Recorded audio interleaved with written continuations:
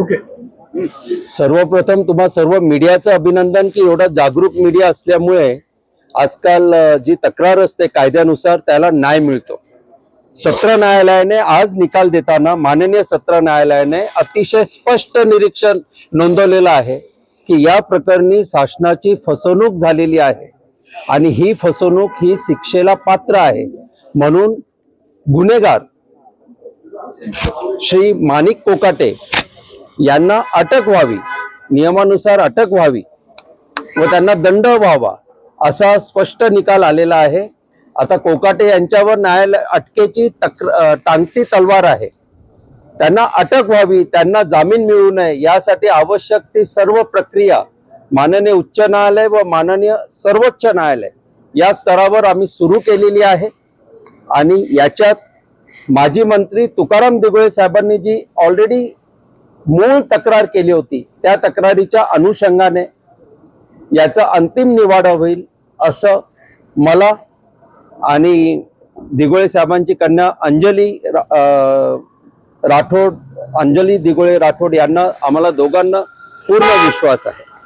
धन्यवाद. नेमकं निकाल काय दिलेला आहे? आपण म्हणता अटकेची न्यायालयाने स्पष्ट निरीक्षण नोंदवलेलं आहे पूर्ण अभिलेखाची अवलोकन करून की या संदर्भात माणिक कोकाटे यांनी ज्या सदनिका घेतलेल्या आहेत त्या निकषानुसार नाही, याच्या शासनाची फसवणूक झालेली आहे आणि आर्थिक फसवणुकीचा गुन्हा सिद्ध होत आहे असे स्पष्ट निष्कर्ष हे माननीय सत्र न्यायालयाने निकालात नोंदवलेले आहे. कायदेबद्दल काय याच्यात 7 वर्षांपेक्षा जास्त शिक्षा असल्याने सत्र न्यायालयाने यांना दंडही ठोठावलेला आहे आणि निकालात स्पष्ट सांगितलेलं आहे की याच्यात अटक होणे क्रमप्राप्त आहे. अटक टाळण्यासाठी माणिक कोकाटे हे जामिनासाठी अर्ज करू शकतात, परंतु सदर जामिनाला आम्ही रीतसर विरोध करत आहोत. धन्यवाद. कोर्टात नेमकं आपल्याकडनं काय बाजू मांडणार? कोर्टात आम्ही आवश्यक कागदपत्र सादर केलेले आहेत, माननीय उच्च न्यायालयात सादर केलेले आहेत. त्याच्यात आम्ही हे स्पष्ट नमूद केलेलं आहे की ज्या वर्षी माणिक कोकाटे यांनी या सदनिकांचा लाभ घेतला त्या वर्षी त्यांचं उत्पन्न हे निकषांपेक्षा जास्त होतं. त्याच वर्षी त्यांनी शस्त्र परवाना घेतला होता. शस्त्र परवाना घेताना एक प्रतिज्ञापत्र ज्याच्यात उत्पन्न काही लाखांचं असणे आणि सदनिका घेताना दुसरे प्रतिज्ञापत्र ज्याच्यात उत्पन्न कमी असणे, म्हणजे एकाच वेळेला शासनाकडे 2 प्रतिज्ञापत्र केलेले असणे ही उघड कागदपत्रांवर सिद्ध होणारी गुन्हेगारी आहे आणि याच्यात गुन्हा सिद्ध झालेला आहे. आता याच्यात माननीय मुख्यमंत्री महोदयांकडे लॉ अँड ज्युडिशरी असल्यामुळे मुख्यमंत्री महोदयांना आपल्या माध्यमातून मी आवाहन करतो की याच्यात माणिक कोकाटे यांचा राजीनामा त्वरित घ्यावा व त्यांना अटक करण्यासंदर्भात गृह विभागाला निर्देश द्यावेत, जेणेकरून जनतेला एक चांगला मेसेज जाईल. आपण राज्यपालांची काही भेट घेणार, निवेदन देणार? राज्यपालांची भेट मी मागितलेली आहे आणि कदाचित उद्याच राजभवनला राज्यपालांना आम्ही सविस्तर लेखी निवेदन देत आहोत. आम्ही निवेदन देत आहोत की याच्यात जिथे अटक गरजेची आहे तिथे अटक होताना गृह विभागावर कोणताही दबाव येऊ नये म्हणून राज्यपालांनी योग्य ते निर्देश द्यावेत.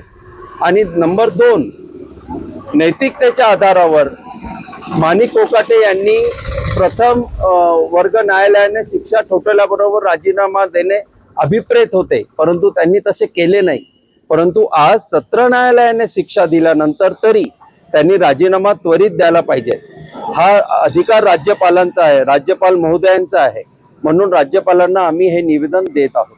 दंड 10,000 की 50,000? 10,000चा दंड आहे, परंतु तो दंड गुन्ह्यासंदर्भात असल्यामुळे या दंडाची किंमत 10,000 जरी असली तरी ती आपल्या लाखो जनतेच्या मानाने हा दंड खूप मोठा आहे.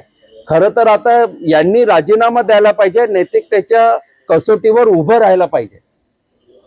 आता ज्या सदनिका लाटलेल्या आपण म्हणतायत तर त्याबाबत नेमकं काय आहे तर ते शासनाकडे हँडओव्हर होणार आहे? हा, आता याच्यात असं आहे की सदनिका लाटल्या हे जे मी म्हणत होतो हे आमचं म्हणणं माननीय न्यायालयाने आता सिद्ध झालंय म्हणून न्यायनिवाडा दिलेला आहे.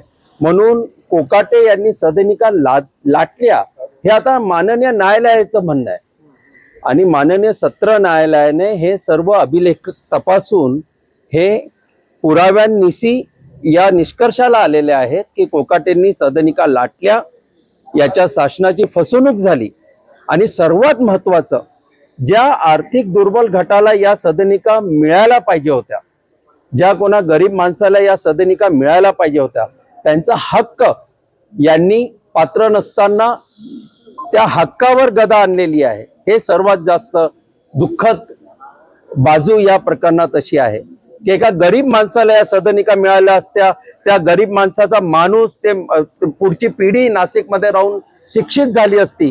ते सर्व स्वप्न नाही, पण आजच्या निकालामध्ये या संदर्भात काही निर्देश दिलेत का की शासनाने ताबडतोब त्या परत घ्याव्या? नाही, या निकालाचा अर्थ असा आहे की आता संबंधित जे विभाग आहेत, जिल्हाधिकारी कार्यालय आहे, त्यांनी त्वरित या सदनिका ताब्यात घेण्यासंदर्भात कारवाई करणे आवश्यक आहे. राज्यपालांना जे आम्ही निवेदन देणार आहोत त्याच्यात माननीय जिल्हाधिकारी नाशिक यांना निर्देश मिळावेत याचाही समावेश आहे. त्या 4 सदनिका, एक यांच्या नावाने आणि 3 डमी नावाने, या 4 सदनिका शासनाने त्वरित ताब्यात घ्याव्यात आणि एक चांगला पायंडा समाजात पडावा यासाठी आम्ही एक आमचं योगदान म्हणून आम्ही सर्व प्रक्रिया करत आहोत. आता खालच्या कोर्टाने जे शिक्षा दिलेली होती ते कायम आहे? हो, खालच्या कोर्टाने दिलेली शिक्षा ही कायम झालेली आहे आणि ही शिक्षा माननीय उच्च न्यायालय व माननीय सर्वोच्च न्यायालय इथे कायम राहील याची वैयक्तिक हमी आम्ही घेणार आहोत. शिक्षेला इम्प्लिमेंटेशन करून अंमलबजावणी करू नये यावर स्थगिती झाली, त्याबाबत आता काय नाही, तर त्या शिक्षेला अंमलबजावणी करू नये म्हणून एक अंतरिम स्थगिती दिली होती की त्यांना बाजू मांडण्याची संधी मिळावी, परंतु त्यांना बाजू मांडता आली नाही कारण की जे अभिलेखावर आहे ते मिटवता येत नाही. कागदावर जे असतं ते दगडावरची रेघ असते, त्यामुळे ते काही मिटवू शकले नाही. ती शिक्षा कायम झालेली आहे. आता हेच कागदपत्र आम्ही माननीय उच्च न्यायालयात सादर केलेले असल्यामुळे उच्च न्यायालयातही ही शिक्षा कायम होईल आणि सर्वोच्च न्यायालयातही कायम होईल, याच्यात आता शंका नाही. नमस्कार. 19 तारीख 2 वर्ष केलं. हो.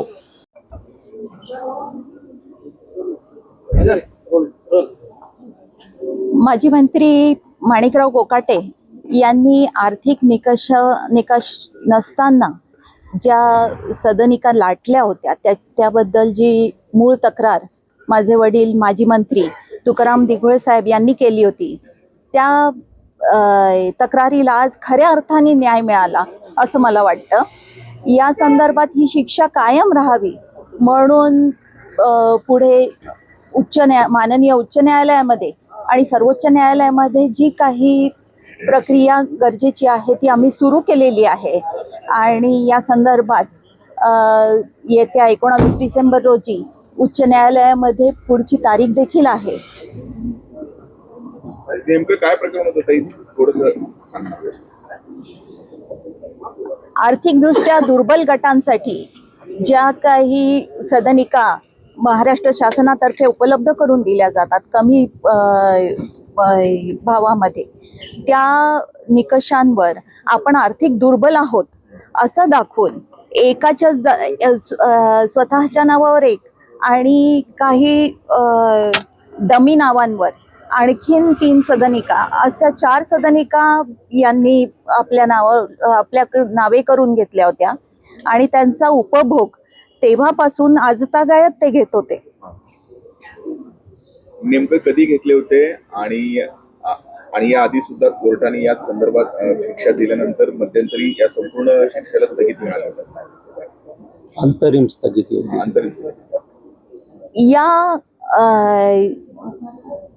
प्रकरणाबाबतीत जेव्हा कनिष्ठ न्यायालयाने मंत्री महोदयांच्या विरोधात शिक्षा दिली गेली होती त्या प्रकरणाला नंतर सत्र न्यायालयामध्ये त्यांनी आव्हान दिलं होतं. त्यामध्ये फक्त या सत्र न्यायालयाचा निकाल लागेपर्यंत त्याला अंतरिम स्थगिती देण्यात आली होती आणि आता निकाल लागलेला असल्यामुळे शिक्षा कायम आहे. माननीय न्यायालयाने आज कुठलं निरीक्षण नोंदवलं आणि ही शिक्षा जी आहे ती कायम ठेवलेली आहे? ते मला सांगता येईल मी केसमध्ये त्याबद्दल